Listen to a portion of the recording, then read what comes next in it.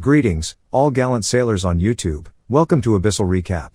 Today, I'll explain a sci-fi action thriller movie called Edge of Tomorrow. Spoilers alert, buckle up and take care. Someday in the future, aliens invade the Earth. Humans are on the edge of defeat with millions of casualties. People call the aliens mimics as they can mimic human behaviors. In order to fight against the mimics, several countries around the world formed a joint defense force.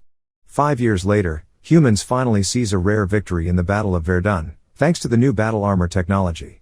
With the new mech suits, plus a short period of training, anyone can become a decent strike force.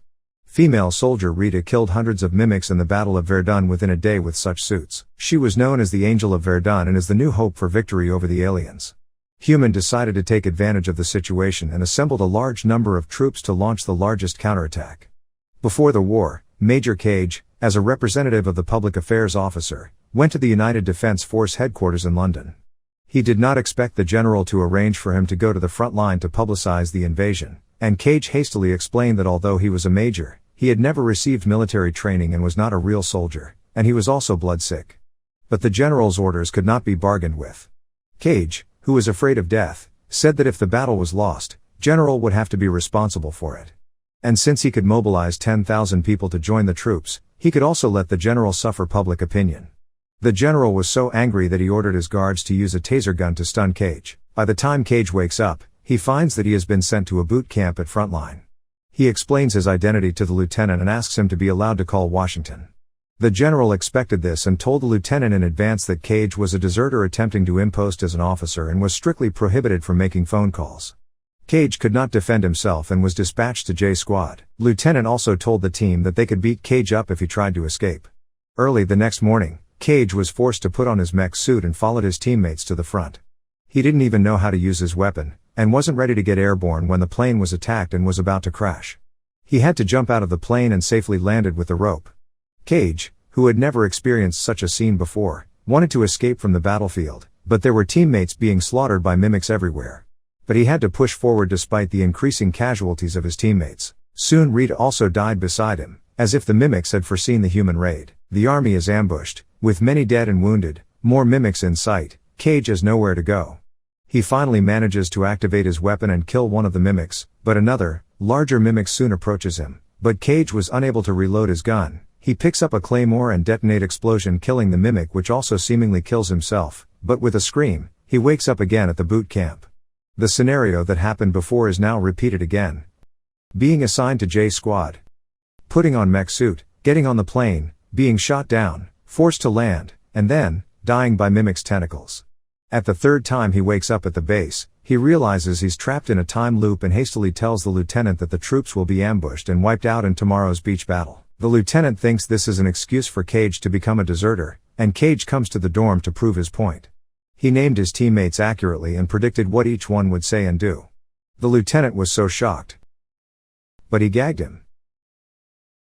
With the previous experiences, Cage managed to save his teammates and then helped Rita dodge a fatal attack. He then precisely predicted the mimics' attacks and countered them. He tells Rita that the enemy knows the human attack plan in advance, so the humans will lose the battle without a doubt. Rita was astonished but realized what's with Cage's experience. She told Cage to find her when he re-loops and then got blasted. Cage wakes up again, remembering Rita's words. He tries to sneak out during the training, but only to die under the wheels of a truck for the first time. After starting over, Cage manages to dodge the wheels and meets Rita, to whom he explains his intentions. Although Rita doesn't remember what she said, she immediately understands what's going on. She told Cage not to tell others about his ability to reset time, or else he would be locked up in a mental custody or dissected as a test subject. It turns out that Rita had the same experience. She, like Cage, had killed a blue mimics before dying. And tainted with the blue blood of mimics, she accidentally gained the ability to reset time. This is also the reason why Rita was able to win the Battle of Verdun. Rita then takes Cage to see the doctor who knows the mimics and is the only one who believes in their experience. The doctor explains to Cage that mimics are not independent individuals, and that the kind of blue mimics Cage killed are called alpha, could be only found one in thousands.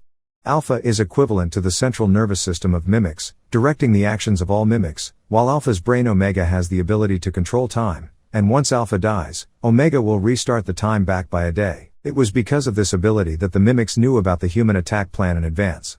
Rita also analyzed the victory of the Battle of Verdun as a trap set by mimics to wipe out the human forces. Cage was misjudged by Omega as an Alpha after being tainted with Alpha's blood.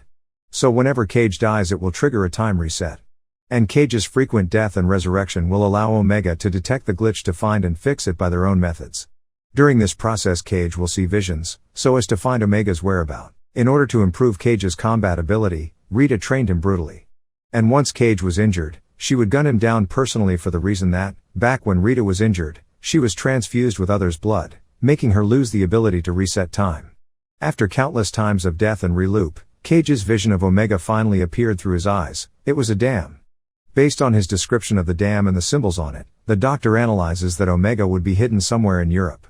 The next objective for Rita and Cage was to bail out from the beach and destroy Omega, but the battlefield is chaotic and every reset is a new day for Rita, who always dies in front of Cage because she deviates from his plan. After numerous attempts, the two finally broke through and drove towards Omega's location.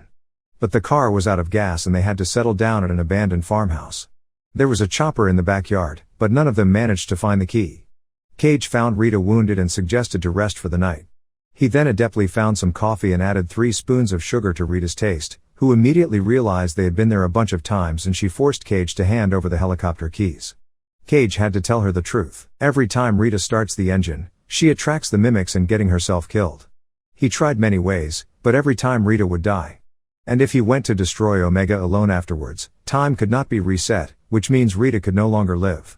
After countless times of life and death together, Cage has long been in love with Rita. He could not quietly watch Rita die.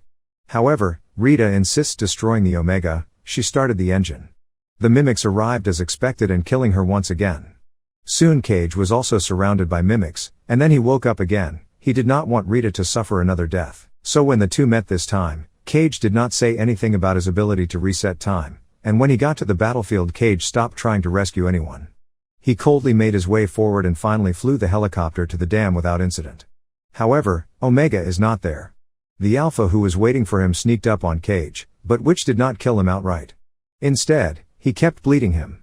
Cage realizes that the vision he saw was a trap set by Omega to make him lose his ability to reset time, so he drowns himself to prevent the Alpha from doing so. After time restarts again, Cage tells Rita and the Doctor about Omega's conspiracy. Rita remembered that the Doctor had developed a transponder. As long as the transponder is plugged into the Alpha, it can generate a waveform of communication with Omega and thus to learn Omega's location. Now Cage is a human Alpha, they can just have Cage plugged in with the transponder. But the problem is that the transponder is hidden by the General at the United Defense Headquarters. Cage and Rita immediately went to the General's. After several failed attempts, Cage led Rita to the General's office. When Cage accurately predicted what the General was going to say and what was going to happen next, a new sequence was generated. He states the purpose of his visit and the General surprisingly opens the safe and hands over the transponder. Cage is a bit overwhelmed by this, as he has never been this far before.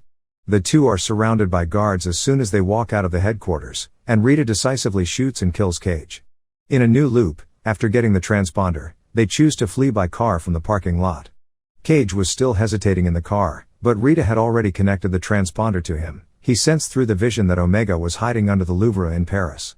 But when they drove out of the parking lot, the car was stopped by armored soldiers knocking the two injured and unconscious.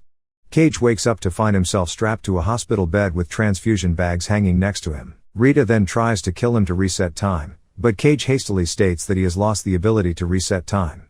The only thing they can do now is to find a way to destroy Omega before the war starts. To get to Paris in time, they need a plane and assist. So Cage tries to convince the J Squad members to come with them. Although Cage's precognitive ability is uncanny to his teammates, they are still hesitant. It was only when they saw Rita unconditionally supporting Cage that they decided to join the fight. The group then secretly flew to the Louvre. Just as they were approaching the destination, they came under heavy attack from the mimics. With J Squad's desperate covering, Cage and Rita finally reached the Louvre, but an Alpha was guarding the place and they couldn't get to Omega. The two split up, with Rita determined to die and using herself as bait to lure the Alpha away. Cage took the opportunity to dive into the water and find the Omega, then threw grenades at the Omega before the Alpha came after him. The explosion caused all the mimics instantly turning to dormant. And Cage's body was also corrupted by blue blood. He woke up again. Only this time, he was sent before the counter-invasion. He was on a plane to the United Defense Headquarters. When he arrived at the headquarters, he saw that the general was holding a press conference. It turns out that a powerful wave of energy was detected in Paris before dawn, and the Mimic's alien creatures were then completely disabled. Humans gained victorious.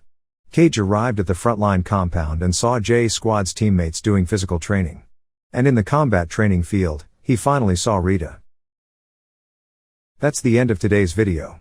If you do enjoy watching it, feel free to leave a like and consider to subscribe to the channel. And I will see you guys in the next one. Abyssal signing out.